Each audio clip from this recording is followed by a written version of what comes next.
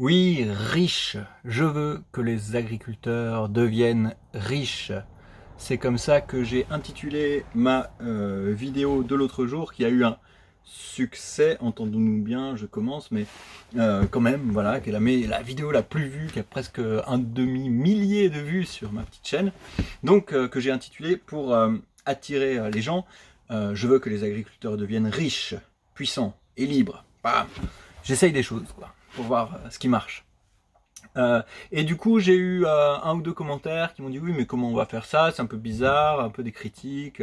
Et donc, j'avais envie d'y répondre dans cette vidéo du jour.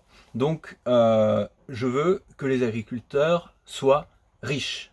Alors d'abord, pourquoi? Et ensuite, on verra le comment. Le pourquoi, c'est parce que je pense que les agriculteurs font un métier, ont une activité, ont une vie qui est enrichissante et qui leur donne une certaine sagesse, une certaine compréhension de comment la vie, le vivant, la nature fonctionnent.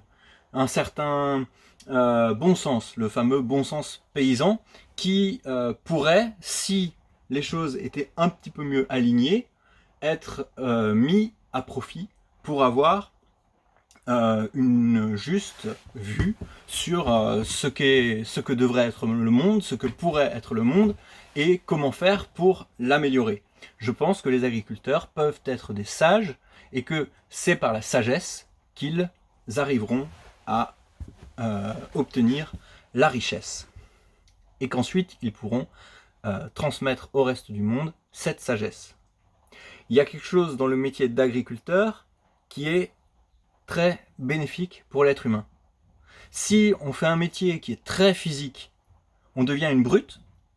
Mais si on fait un métier qui est très intellectuel et qu'on passe son temps derrière un bureau à réfléchir, à écrire, alors on devient un but de soi-même, on devient théoricien et on est déconnecté de la réalité. Quand on est agriculteur, on fait les deux en même temps.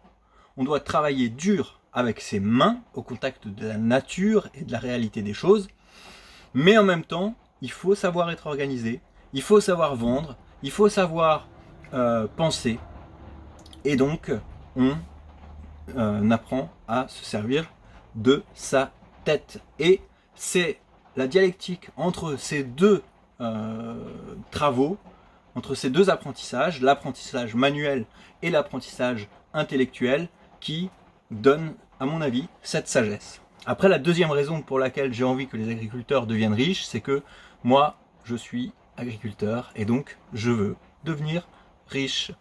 Voilà. Et après, maintenant qu'on a parlé du pourquoi, j'aimerais bien parler du comment.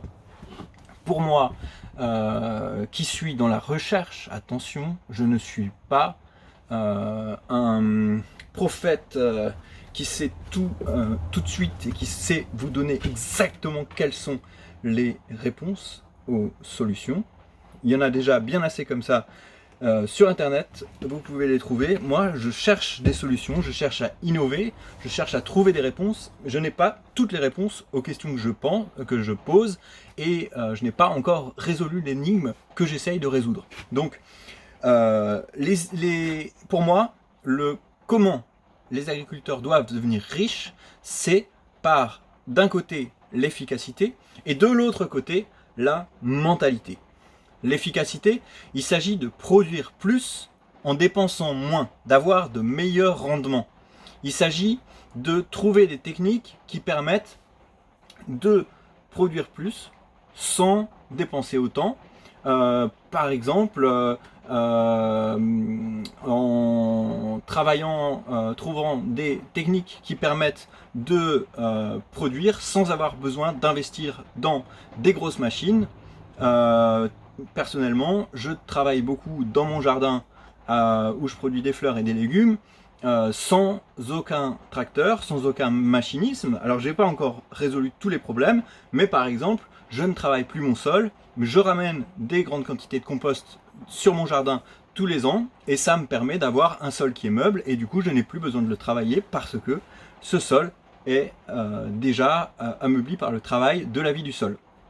Donc là, c'est un moyen pour moi de dépenser moins parce que j'ai une ressource très peu chère, le compost. Je l'applique sur ces terres, sur mon jardin.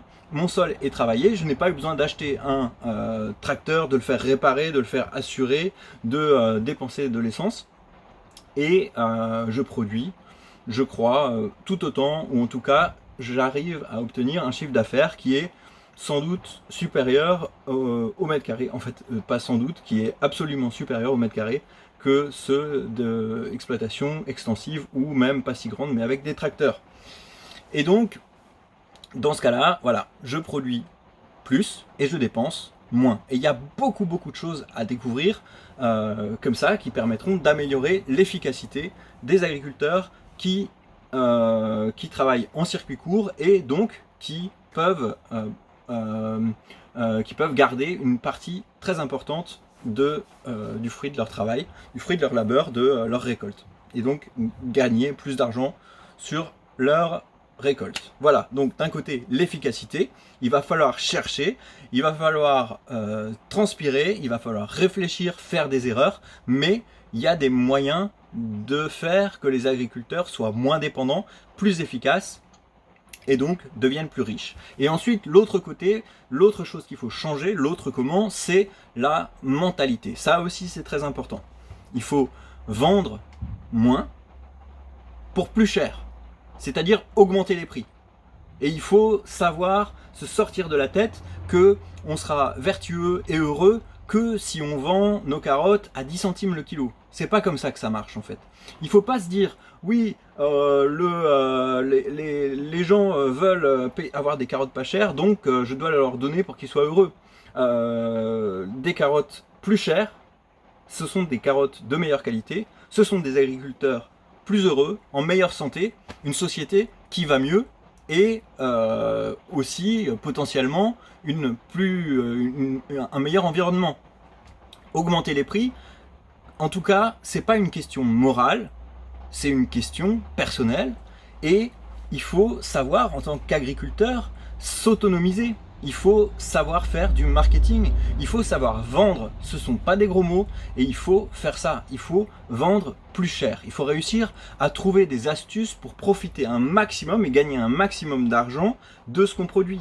Alors par exemple, si vous êtes producteur de betteraves, ça ne veut pas dire que vous avez besoin de changer toute votre production de betteraves, mais essayez de trouver des petites astuces pour commencer, pour essayer d'aller dans cette direction.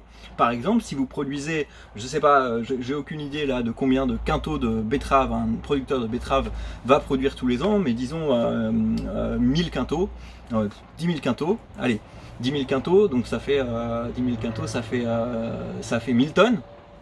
Et bien, essayez de vous débrouiller pour transformer un petit peu ce produit ou pour sélectionner une certaine zone et essayer de trouver juste d'autres clients qui voudront vous acheter les mêmes produits pour un prix plus élevé. Allez directement voir les restaurants, proposez-leur vos produits et essayez de vous diversifier en faisant du marketing. Il n'y a pas de mal à ça. Donc voilà, à mon avis, la richesse des agriculteurs, ça viendra par l'efficacité, par la mentalité.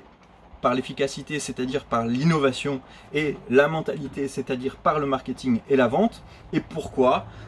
Parce que les agriculteurs, pour moi, sont les sages de notre société demain. Bye.